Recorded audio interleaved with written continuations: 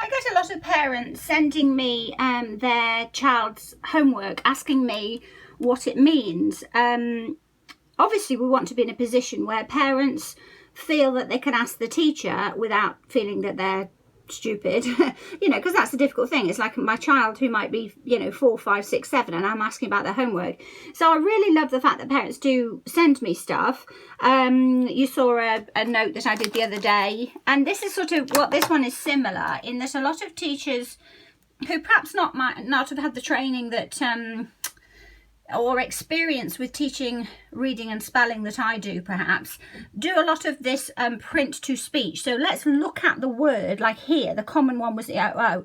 Let's look at the word and what does it represent? Whereas actually what we do want to do is a lot more of the sounds. Now, just a little point about if you're going to ask a child to find a word with a specific sound, don't use the letters, because letters don't represent anything unless they're in a word. So, you know, if you hear you can't say, do you hear this sound? That's not a sound, that's a letter. And what does it mean? You know, if it's in this word, it means it represents the sound. Should be the phonetic symbol. So that's the phonetic symbol for If it's in this word, then it's that represents the sound I. There's monster, I. These are all the phonetic symbols on the outside. Sometimes they do look like letters, but they're the phonetic symbols.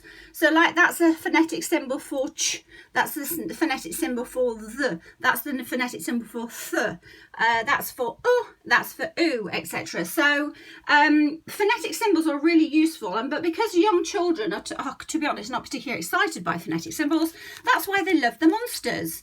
If I was doing this activity and say, can you colour yellow any words that have this sound in it, I would show the monster. Can you colour yellow if you hear? Now let's presume, well, I don't know. You see, I have postgrad qualifications in this, and I don't really understand what this is asking us to do. Can you hear? There's E, E, E, and E, A. There's E, E, E, and A, A. Colour blue if you don't hear that. Okay, so what does that mean? Can I hear that? Well, the E, E, I'm presuming they mean E, but on that E, what sound is that talking? What sound is that? And here, the EA, you know, is it the sound, like in dead? Is it the E sound, like lead? What is it? So colour yellow if you hear should have a phonetic symbol there, or a speech sound monster. Colour blue if you don't hear. So in these words, so I don't really know what that means. I just realised that there's a little picture of a bee there. So I think the person who created this is expecting the child to think bee, to think that the bee in the word bee, because a bee goes bzzz, the sound a bee makes is zzz, or whatever. They're expecting the child to think in the word bee, when I say the word bee, there's the sound E. So what I want you to do is colour, if you hear the E sound, that is represented by EAE, and they haven't even put the Y there. Now, one of the reasons that I'm so successful is because I work with children who struggle. And the reason that I say that is because what they've taught me is keep it very, very simple. Don't say anything that's making an assumption about how a child learns. Don't make an assumption that they see the B and that they know you mean it's the E sound, because B is but E, and that they know that it's the E sound in the word B, not the buzzy B, in the word, the spoken word B, that it's the sound, the second phoneme in the sound, in the word B, and that's what we're looking for. Don't make those assumptions. It's like I hear some children doing an airplane action in one particular phonics program, and they go So the child is supposed to associate the sound with an airplane, and because that because the plane is supposed to make the n sound, and actually if you listen to an airplane it actually does. Anyway, it's so bizarre. But adults sort of have these connections. Oh, B, there's an E sound in B, so let's use the picture of the E. But I work with children who don't make all those connections because they've often got real learning challenges. And that's why everything within what I do is we teach every child as if they're on the spectrum, as if they have dyslexia, if they have speech and language difficulties, because we're including every child from the beginning, not teaching children as if they have no challenges at all and then making amends when they're struggling at the end of prep or the end of year one. So please don't do this. And as I say, the simplest thing for teachers to do or parents to do is say, colour, like here, colour yellow if you hear the E sound. So show the monster if you hear the E sound, because this monster loves E. All he does is listen for E and collects the pictures of E in his spelling cloud. So there are all the pictures of E in his spelling cloud. That one's on the outside because in the yellow code level, that's just the one that we've covered, which is the one that was here, many, that was missed out completely on here. But it's a lot easier if you use the speech sound monsters.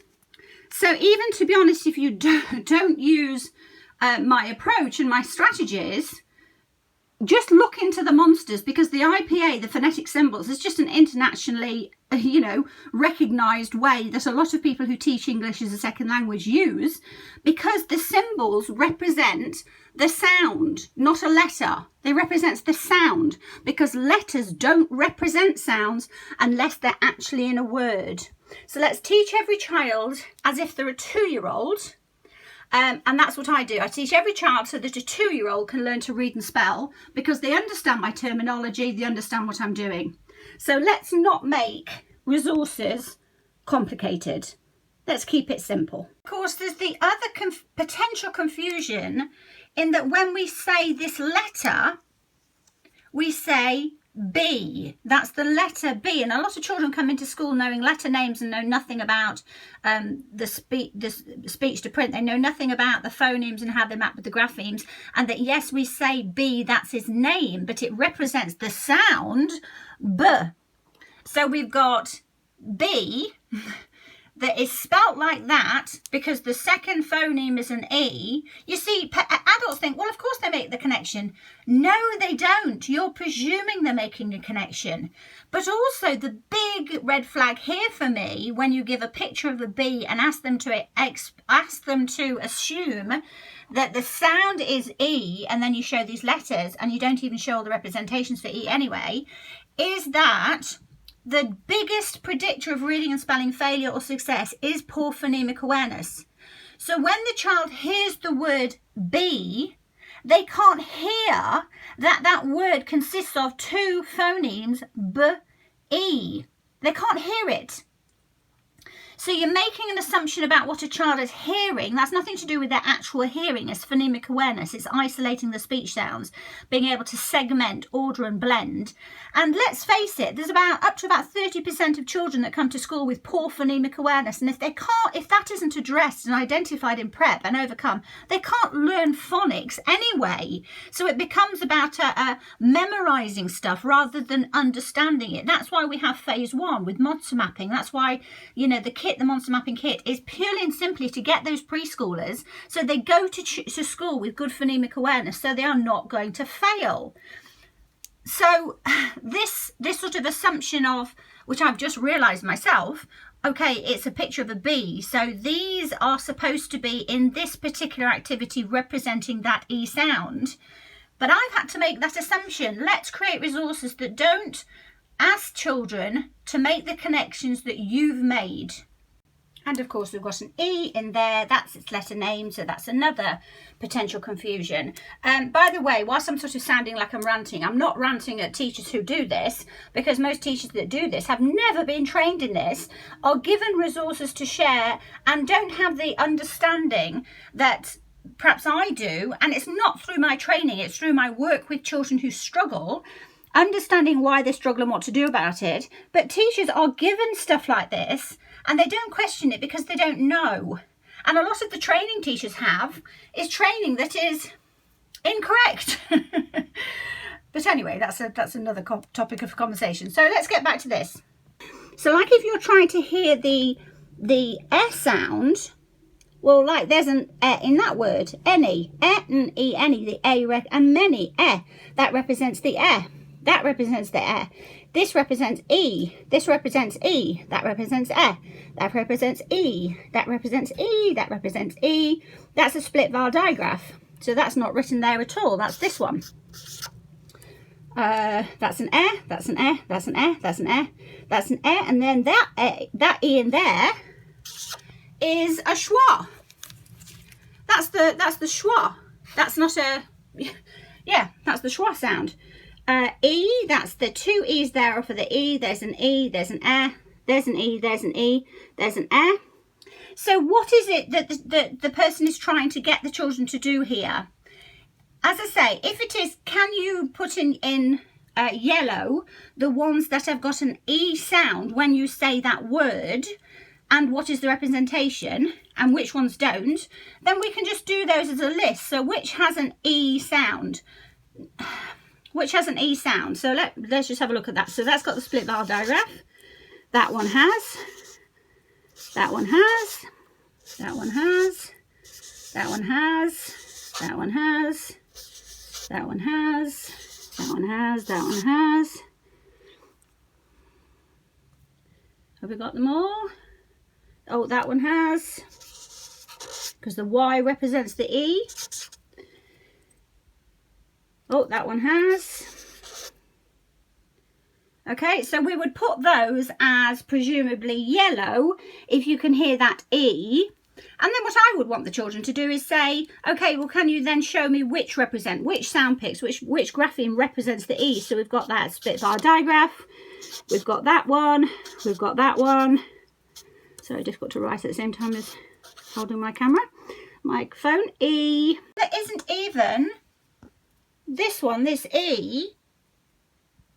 There isn't even a word with this one in it. Why isn't there one with this one in it? You could have had a word like even and had the E there, and that's a schwa just there.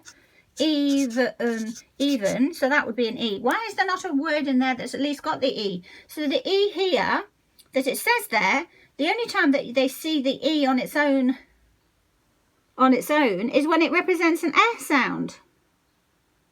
Oh my goodness. And the E, like I said, the complication is that the letter E also, you know, when we say the letter name E, that's the E sound. But there's not even an E in there. Gosh, that's bizarre.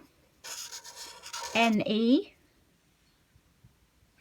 These teachers, if you give anything like this, don't say colour yellow if you hear and then put letters. Because letters don't, they're not sounds.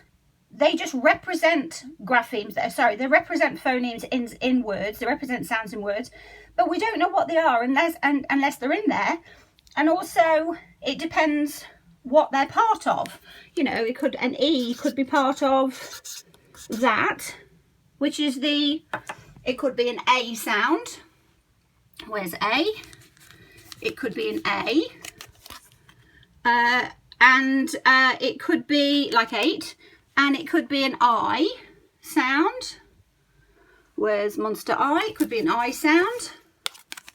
Like in height, etc, etc. So yeah, we've got to make it clearer. So please, teachers, if you're teaching the code, if you're not sure about a resource, you need to send it to me as well, and I can help you reword it or make it clearer, because a lot of children really struggle with reading and spelling, mainly because they've got poor phonemic awareness, which means they can't hear those sounds in those words anyway. And when we put it as a print to speech approach, it makes it even harder. So anybody, send me the stuff that you're sent or you're thinking about, and I'll give you my expert opinion.